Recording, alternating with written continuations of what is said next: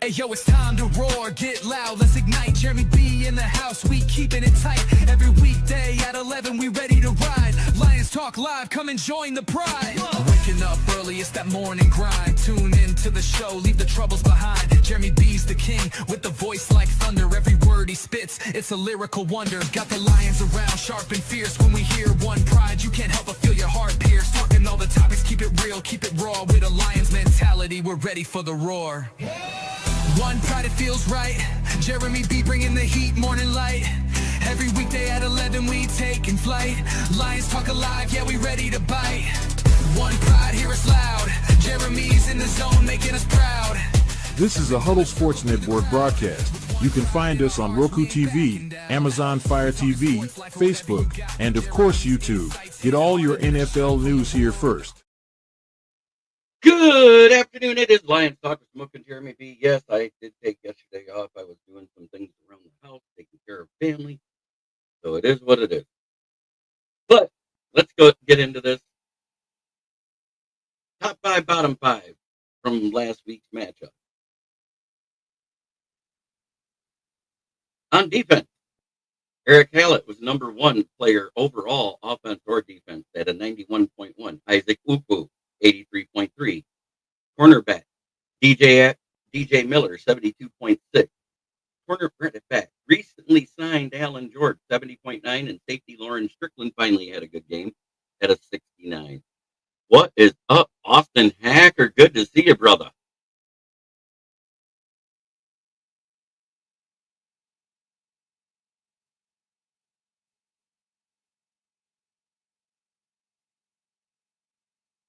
So, lowest defensive players.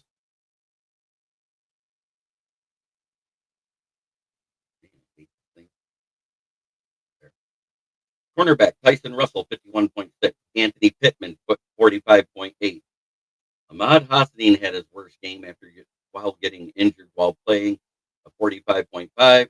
Defensive lineman Miles Adams, a 45.4. And our worst player on defense was Deron Gilbert, a paltry 32.2. That's abysmal. When average is 50s to 65, that's abysmal. Highest rated offensive players. Oh, there's 3 at the top, and you know who they are. Jackson Meeks with a 90.7. Kyle Allen with a 84.9. Isaac Tesla with a 78.6. Sione Vaki makes his first appearance and gets a 74.8. And offensive lineman UDFA Mason Miller with a 73.2. Our worst one? Tom Kennedy. Then Jacob Sailors. Then Hendon Hooker. Then Zach Horton and Shane Zylstra. And I think out of those, if Zach Horton makes the roster, it's because of his ability to play fullback and block as well. We got 13 people watching this morning. Make sure you go ahead and hit that like button for us. But we got the news that Ahmad Hassnein, it's not a tear that requires surgery. So we got great news on him. That means he can return at one point in the season. If it's a grade 1, you're looking at 4 to 6 weeks. If it's grade 2, 6 to 12. Grade 3 is the one that is not. That's the one that requires surgery. So he's going to miss anywhere probably from 5 to 11 weeks at least, which sucks for his development and taking snaps. But I want to go back to a guy that missed almost the entire camp because he re-aggravated an injury his senior year of college, or the last year of college at Jackson State that we had, which was none other than James Houston, who came into play on the active roster. The last 8 games of the season had 7.5 or 8.5 sacks in those games. So, and he was miles ahead of where Houston was at the point in camp where he got hurt. And I'm not saying he will have that type of season, but he could.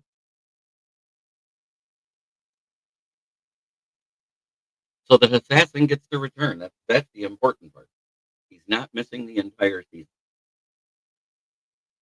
That means one of these guys is a placeholder. Miles Adams or Josh Pascal. And I'm leaning towards Josh Pascal because Miles Adams is on a rookie deal that's in his second year versus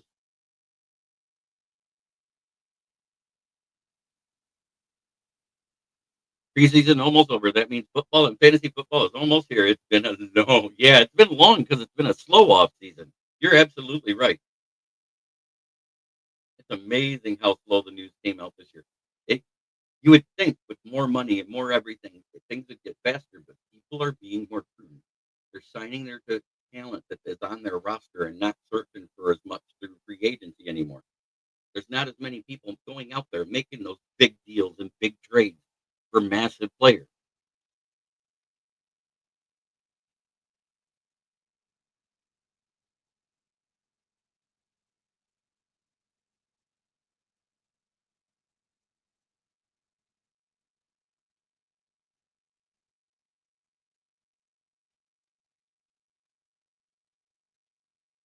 So for me, it is what it is.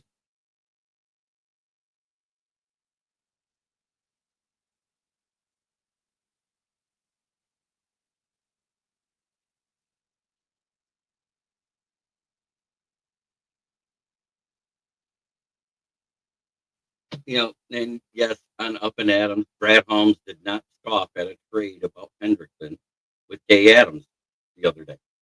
But at the same time, he didn't jump up and down and say that that's what's happening either. So I see a lot of stuff out there saying we're going to do this and we're going to do that, and not a lot of proof any of it's going to happen. Because remember this: if we trade for either Hendrickson or Parsons, we know T.J. Watt's off the table because he just resigned. If we make a trade like that, it's going to cost you one of those top players, more than likely defensive with Cincinnati, and who knows with Dallas because we don't know what they want. It's going to cost you one of your top five guys that you have to resign coming up, and however much money they want for per year, and two more of those players later down the road in a year or two when their contracts are up. And when I say that, we're talking about JMO, Hutchinson, Gibbs, uh, Campbell, Branch, and Laporta. That's six players. You're going to cost two of those at minimum, on top of losing one of them in the trade to get the other player. And I'm sorry, we saw last year because our front seven was a plethora of guys you never heard of after all the injuries happened, rotating in and out. And that's why I called them the Legion of Whom, while the backfield gave up, what was it, 28th, 29th worst yards in the league. And right behind us was the Packers and the Vikings. But scoring defensive wise, we all were great. Overall defense, we were all pretty good.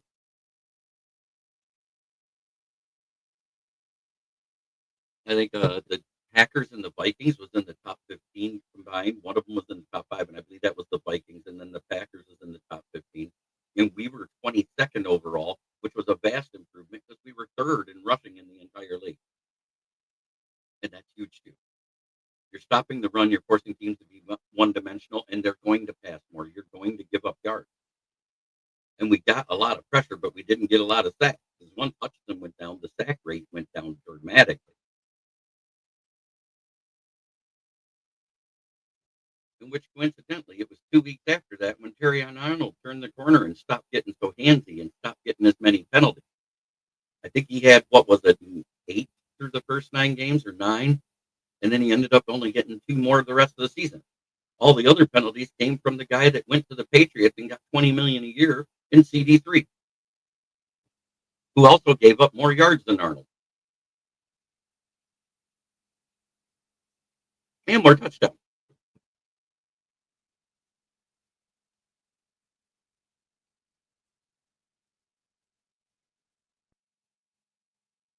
They're playing with the kid gloves with Kirby Joseph. He missed camp again yesterday. I haven't got the report for today yet, and I'll keep you updated on that. But it's the same injuries. They're just using kid gloves and keeping them healthy for the season, and I hope they do.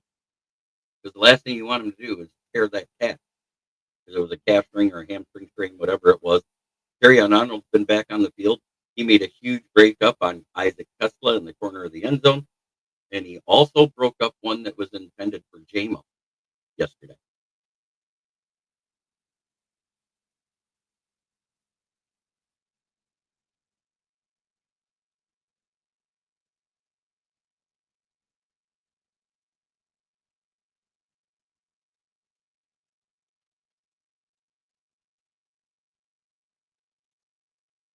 Daniel Jones was announced as the starter as the Colts for the season this year.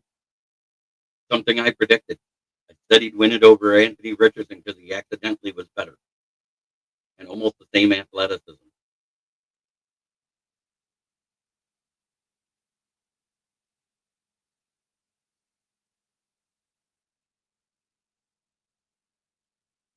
Anybody that thinks that Daniel Jones isn't athletic, he's just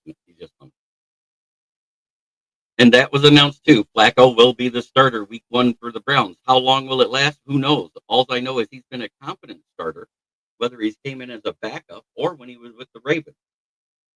Every time he's came in, he popped his Viagra, hopped off the couch, got Joe Flacid back to Joe Flacco. So I expect the same thing again. And yes, I said Joe Flacid.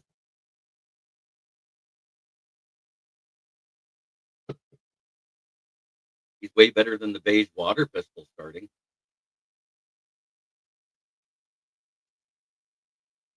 And anybody who's watched the show and knows Dom DeRubis, they know who the beige water pistol is.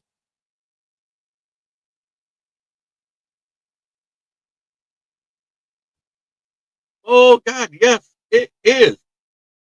Pat, what's up, brother? Good to see you. Yes, the music is back. The Hassnein, it is not a pectoral muscle that needs surgery, so it's a grade 1 or grade 2. I'm just waiting for the announcement of the grade. The details have been left vague, but it does not require surgery, which means at most they'll miss 12 weeks. But that's 12 weeks from now, which is 2 weeks before the season, which means he should be back by week 10 at the worst. Yes, after I watch this game, right now, the guy that I see on the outside looking in the wide receiver room, and as much as I hate to say it, out of the people that have played games, it's Philippe Raymond. Lovett has been taking over and doing good in the return game.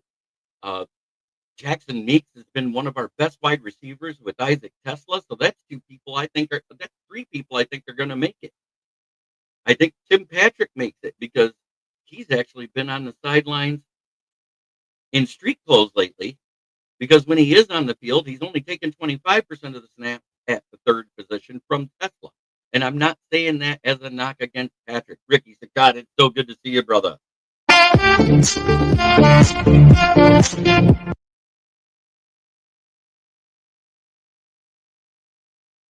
after the show today, I get to work again today. I got called in because the other manager's a bitch and called out.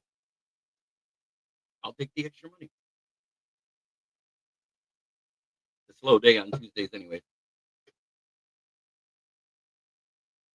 But he was an integral part towards the end of the season when Raymond disappeared in the receiving game.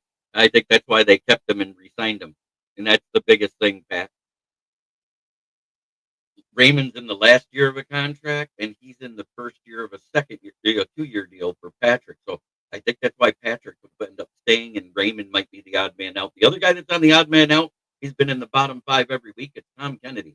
As good as he's been over the past 6, 7 seasons for us, coming out of the UDFA and the practice squad, he's not cutting the mustard anymore because we have better players and more targets that need to be fed, which makes it harder to feed him and get him into the roster.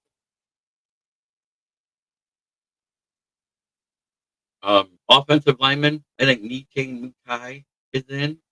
I think Kingsley Egekun is in. I think Manu is in. Manu's actually been doing quite well this offseason and looking like the project player they wanted him to be from the draft last year, which is what I said. I said, wait till see what he does second and third year before you call him a bust. Yeah, they always bring him back because he always clears waivers.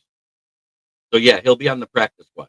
The one that won't is if Raymond gets put into the waivers, he'll be gone. I think Martin makes the team because of injuries. I think he'll be a placeholder till Mikai Wingo gets healthy because he'll come back before McNeil. That's my prediction. And Colby Sorsdahl is already gone. He's been medically cut, along with a couple of others. Justin Heron was the one that got cut that day too. They both got hurt in the same game or second game. No love lost on Torsvall being gone. Sure, I'll send you the link real quick there. I'm gonna put it in the chat.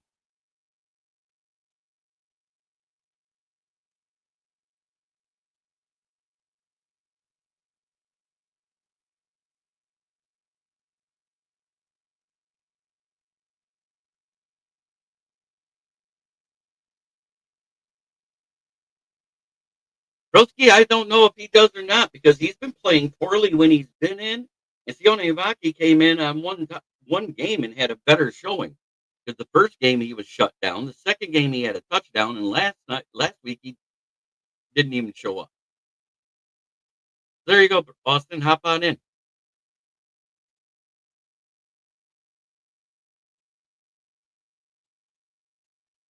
So I think Craig Reynolds might be on the bubble with Jacob Sailors. I think he ends up coming back from waivers and being on the practice squad, maybe. But more than likely, we carry 4 running backs, so I think he's safe. I think Jacob Sailors and the other guy is who's fighting for that 4th spot with Reynolds, in my personal opinion.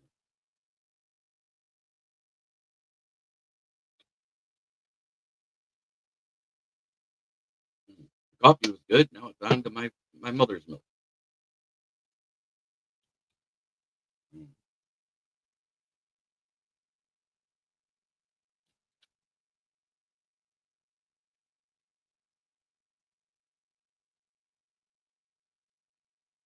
Yeah, I think Cooper is in. Muhammad's going to be in due to injuries in the defensive end room with Hassnein being out. I think he was going to be the odd man out if Hassnein was healthy. But I think he'll be the placeholder for Hassnein. And welcome to the stage, Mr. Austin Hacker. So, brother, What's I'm going to make up? you here so people can see you. There you go.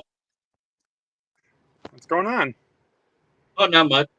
I was just happy to do that report on Hassnein because with it being 2 weeks before the season and it's a 6 to 12 week injury at worst, which means he should be back healthy and starting to practice with the team by week 10. Yeah. I think that was great news during the team surgery.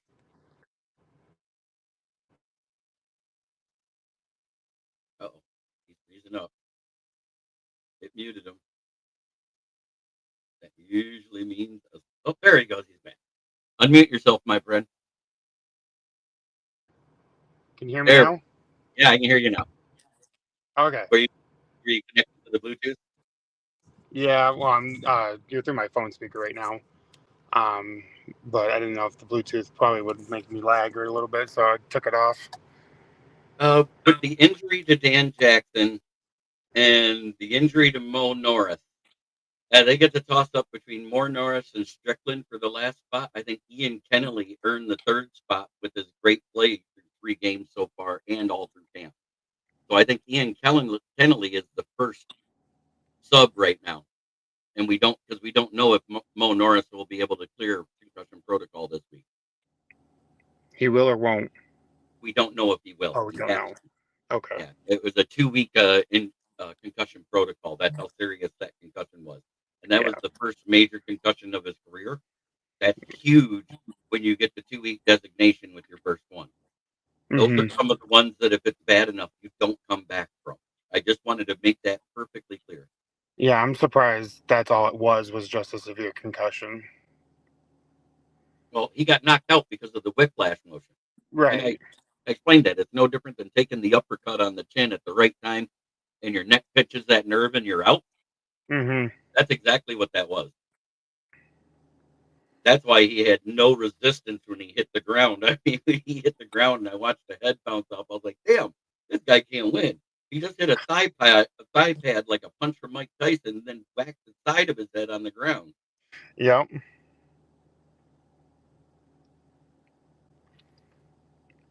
I agree. He's been starting number 27. Hell yeah. Yeah, I got Ian Kennelly in there.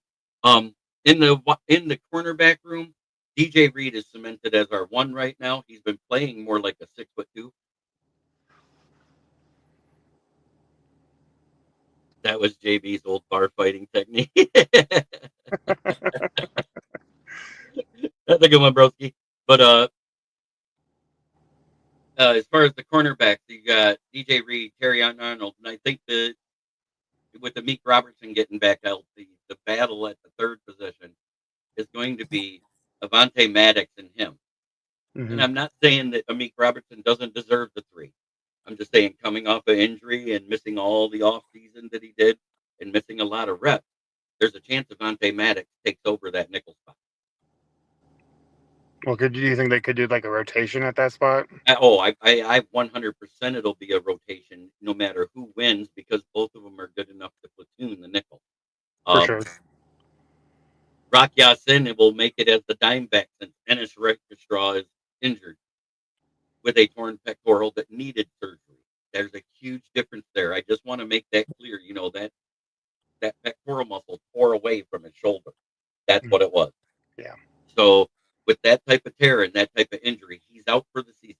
Mm-hmm. There is no question. We won't make it back for playoffs. We'll see him next year. Have a nice day. You're off. Keep in contact because you're only in year 2, young man. Maybe after he gets to where he's doing rehab, he can sit there and try to pack on some weight. He needs to put on about 20 pounds. Mm-hmm. Because at 6'1" and 185, he's just too small or too light. Yeah. He has the frame to support a 205 to 210 pound frame without losing speed. If you look at how he's built, it's upper body where he needs the weight. His legs are thick. His upper body looks like toothpick. Mm-hmm.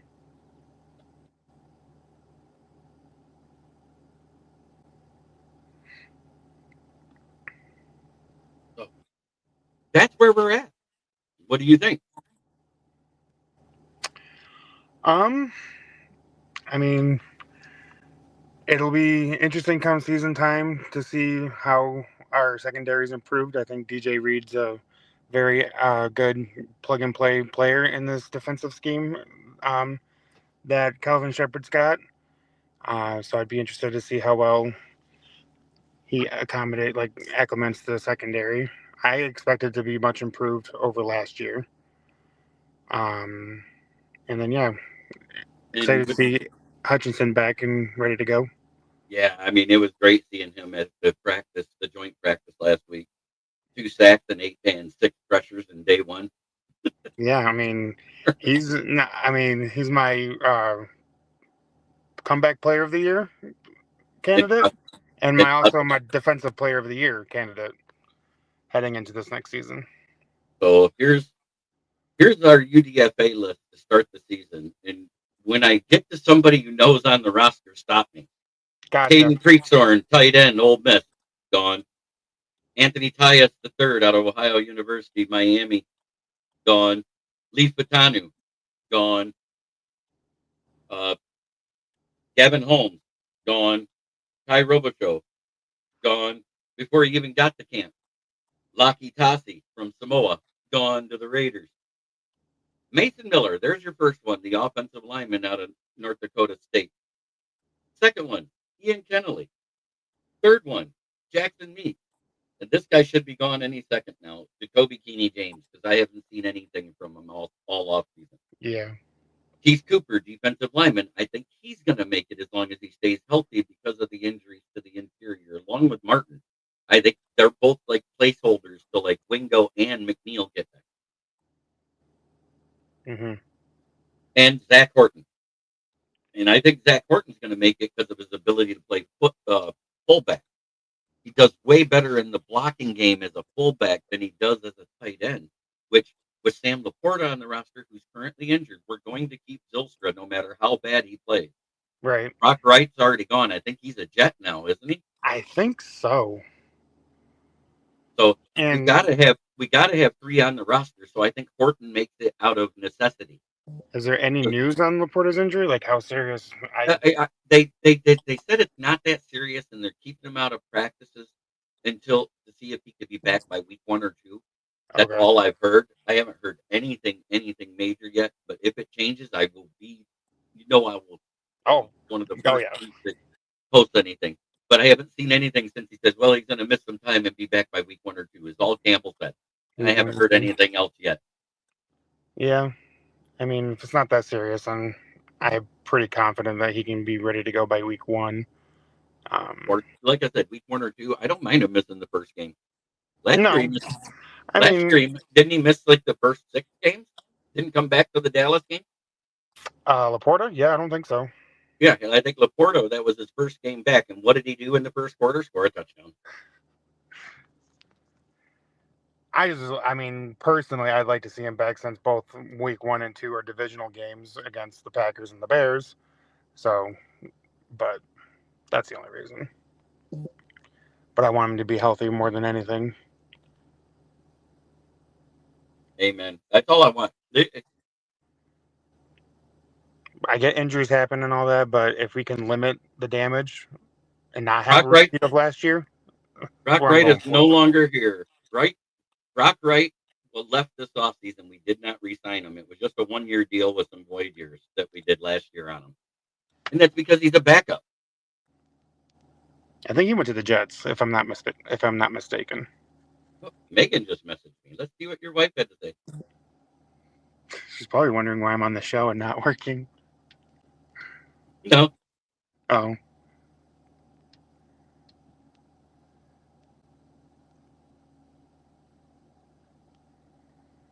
She asked about the round table for tomorrow Oh. night.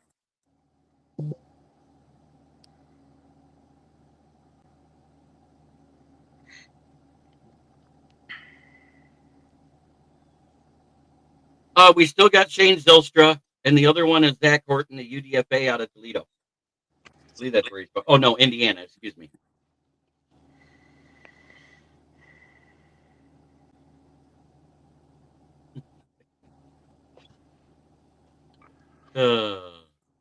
Did you see anything about the Lions playing their starters in this last preseason game coming up? Nope. Dan Campbell doesn't play starters. That's what I thought. And we got joint practice this week starting Wednesday versus Houston, just like we had versus Miami.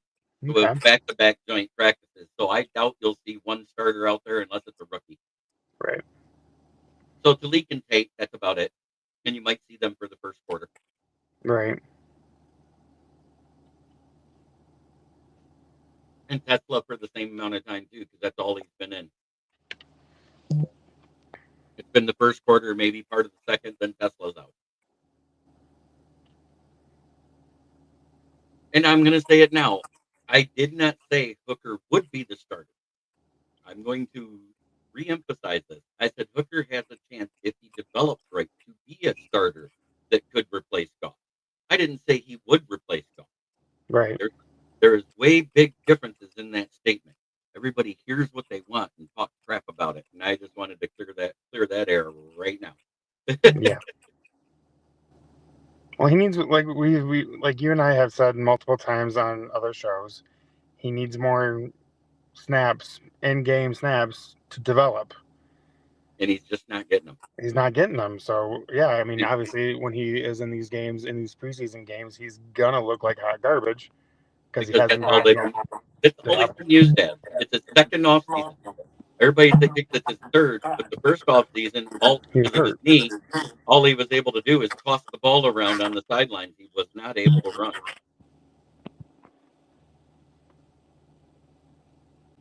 So I'm in the let's see what happens next off season before we get rid of him. Right. I mean, do I think he's going to be like a rock star starter in the league? No, but I think he's a very serviceable backup. And I think that's exactly what Dan Campbell said last year. Remember, everybody said to trade him before the draft last year because he was coming off the injury. Yep. And Dan Campbell said that's not going to happen. We're developing him to be one of the best backup quarterbacks in the league. And by year 3, we'll know of playing. Keywords there. Year 3 of playing. He did not play his rookie season, not one thing. Right. So this is year 2. And I'm not saying he won't be traded this year because there's always that possibility because he's looked bad. But again, it's a young QB with his second offensive coordinator in his second year of playing, and that's usually when they struggle. So I'm interested to see if we keep our coordinator and he comes back and looks better next season. That's what I'm interested in. Right. When it comes to Hooker, I'm a lot like Brad Holmes. I don't give up on my rookie. We've given up on 2 rookies the entire time that he's been here. in 4 years. So I just think he keeps his rookies around because they're cheap, they're on contract, and they can do pretty much. They're under team contract for those 4 years. Hmm. So if they're awful, he'll get rid of them. We've seen it. He finally let Jamar Jefferson roll. Yeah. He traded away James Houston last year, or did he? Was he cut? I can't remember. No, he was cut. No, we traded him. We traded him. Okay, yeah, we traded him. I think that was the Zadarius Smith trade. Yeah, it was because he was on the roster when we had Smith because he got the sack versus the Texans while Smith was on the sideline when he shard himself. Okay, that was the first game after the trade, wasn't Yeah. it? It was the Broncos he went to Oh, okay. because he went to the Broncos. And I said the good thing about their orange pants, it'll match when he sharks. He's a Bronco currently. No, he's actually now a Cowboy. Oh, he's a Cowboy now. They cut him. They cut him, and he went to the Cowboys. How crazy is that? Good for the Cowboys.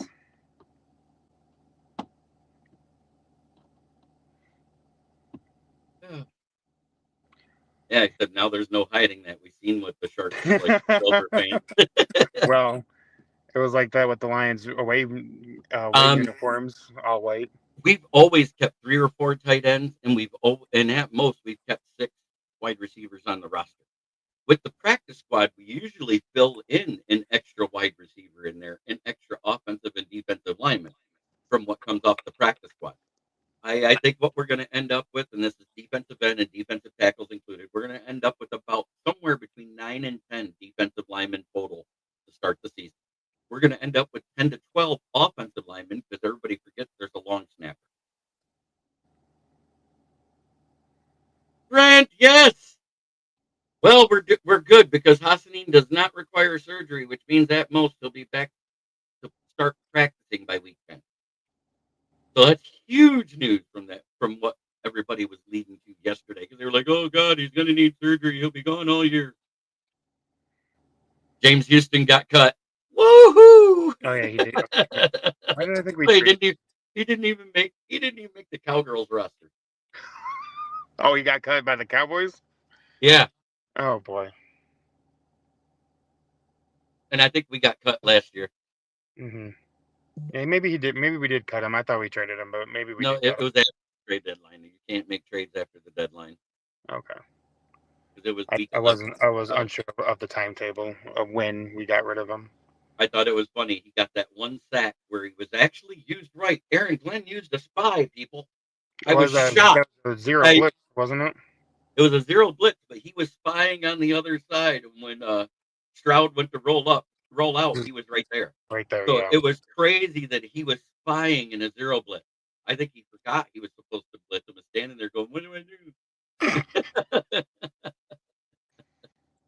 Yeah, because we zero blitzed, what was it, 4 times last year, I remember?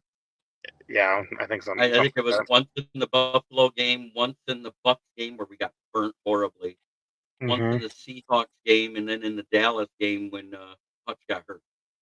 Yeah. That was the 4, right? Mm-hmm. I do believe, off the top of my head, yes.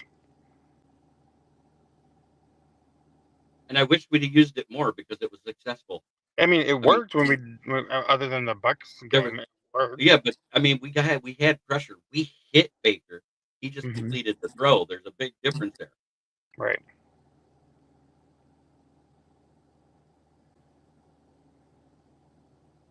Yeah.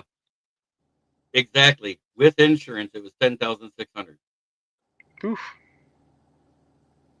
I still don't have teeth because I don't have 10,600 laying around, and I still don't have the other $4,000 extra that insurance did cover for you. Because for me, it was 14,800.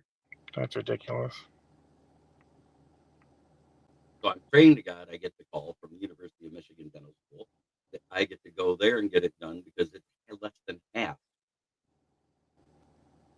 to get all the teeth removed and new teeth.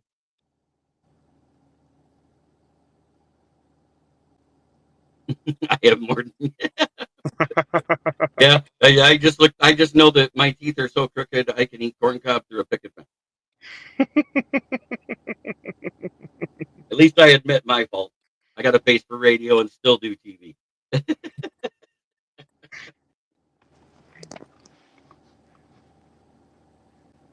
Yeah, we addressed that. Remember, second year practicing, second off season, new coordinator.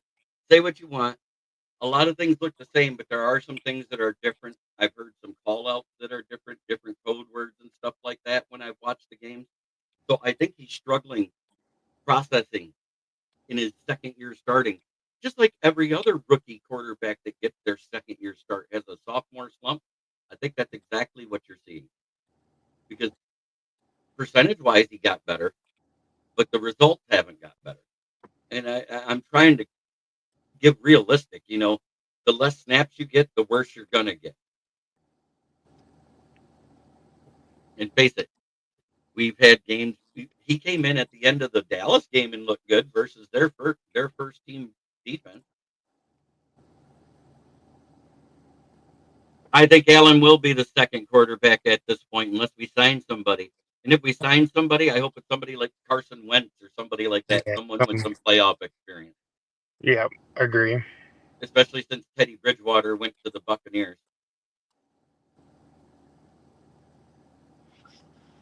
What team is Wentz on right now?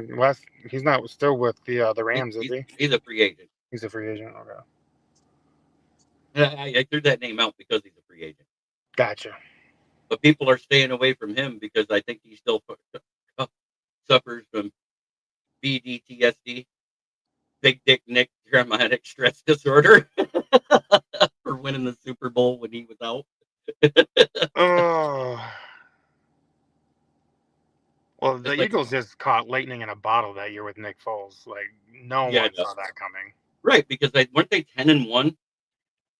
I think They so. were 10-1 when Carson Wentz got hurt and he was looking like an MVP candidate. Oh, he was a front runner, I believe, for MVP Yeah, he was. candidate. Right, and then he got hurt. What was that? A knee, was it? Achilles injury, I think. Okay, Achilles. Then Nick comes in. I think they went 4-1 down the stretch, or 4-2. No, 4-1. It was a 16 game season at the time, not 17. They went 4-1 down the stretch, only lost 2 games, and ran through everybody to the Super Bowl. Yeah. It was just it was Philly's year that year. I don't know what else to say about that. And then they lost the coordinator on the offensive side of the ball. They still had Doug Peterson.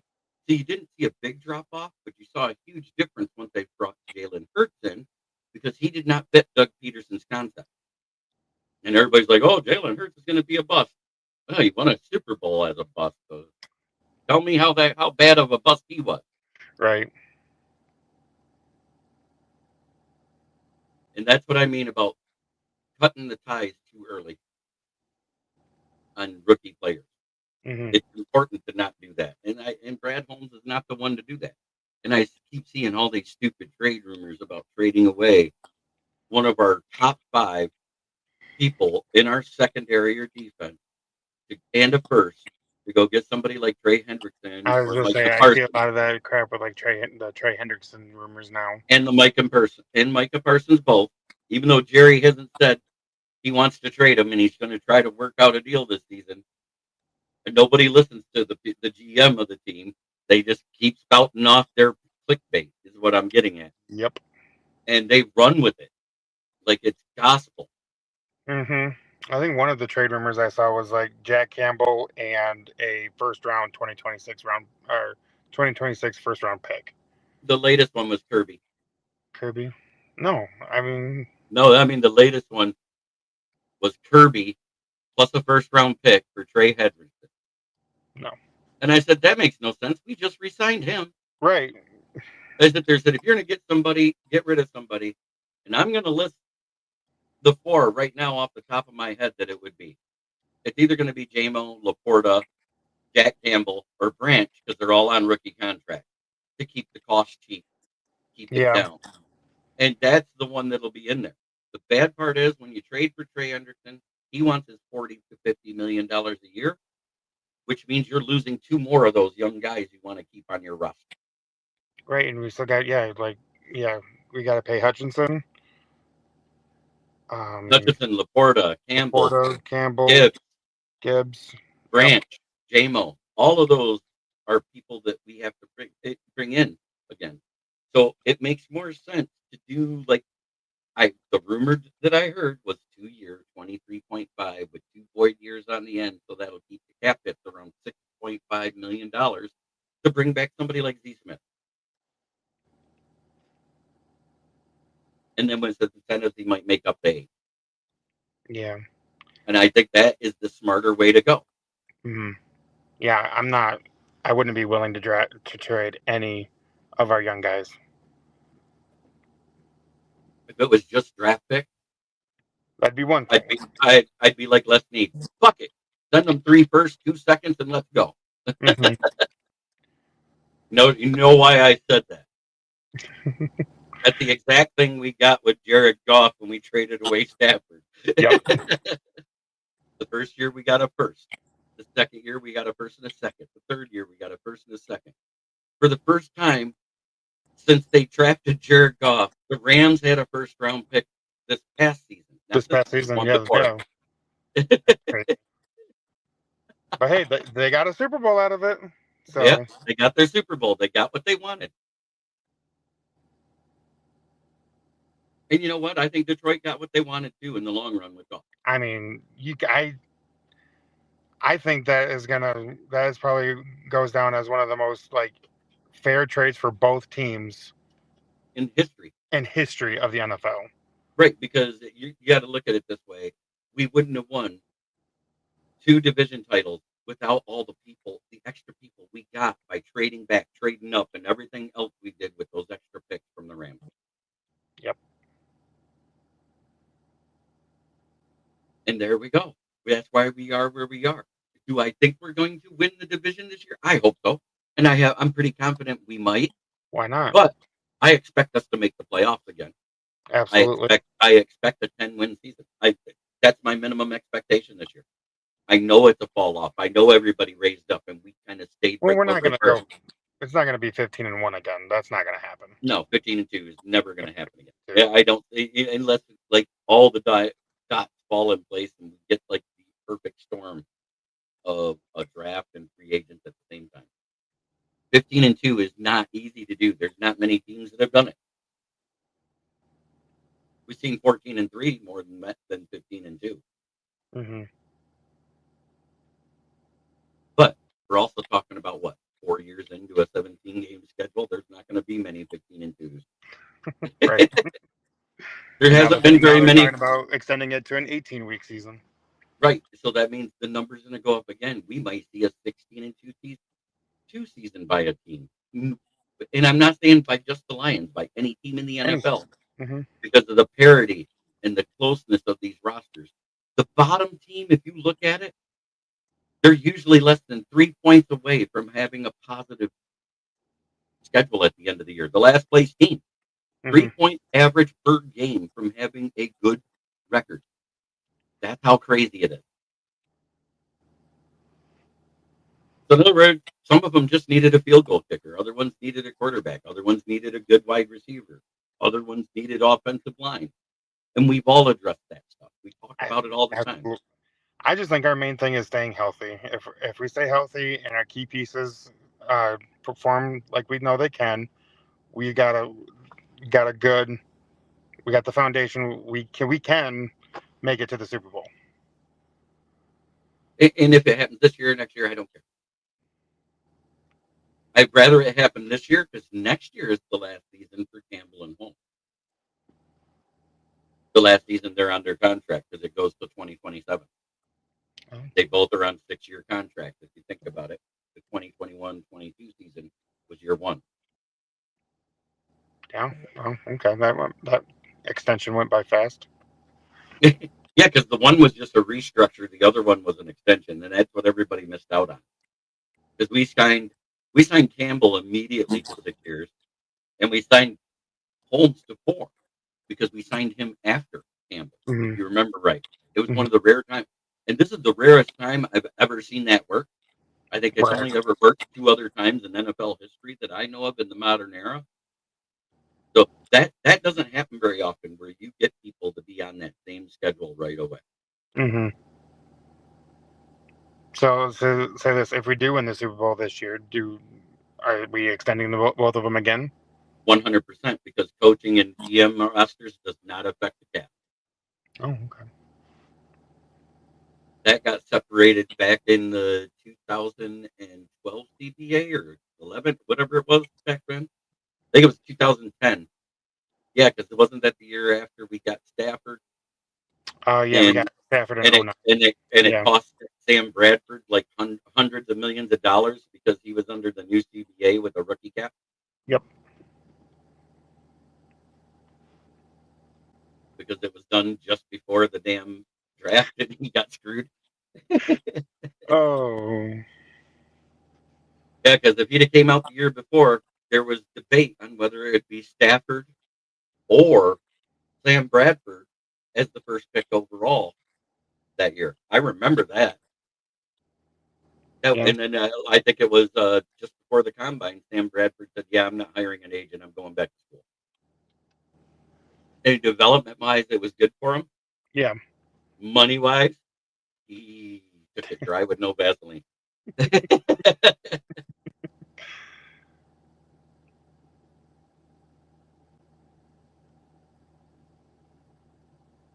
And that's basically the news in a nutshell this week. So, Austin, what do we got coming up this weekend? There's something big coming up. Yeah, well, I think we got our fantasy football draft this weekend. Isn't that live at 8 p.m. It's at 8, yeah. on Sunday, right? Correct. All right. So this Sunday, live on my channel and possibly even into Roku, we are doing our first fantasy draft football show with our fantasy league. And then starting week 1, 2 weeks after that, every Saturday night, I will get the time from Mike. We will be doing a live fantasy football show. Absolutely. Austin Hacker and I. Yep. Super excited for that. It's going to be fun. This whole, I am so excited for this whole season with everything we're doing with the fantasy football league, and all that. Yeah, it's really going to be a good time. I'm excited. Amen. Well, everybody, try to be a better person than you were the day before, because that's the only way to make the world a better place. It starts right here. Much love to everybody in the chat. Thank you for tuning in, and we are out.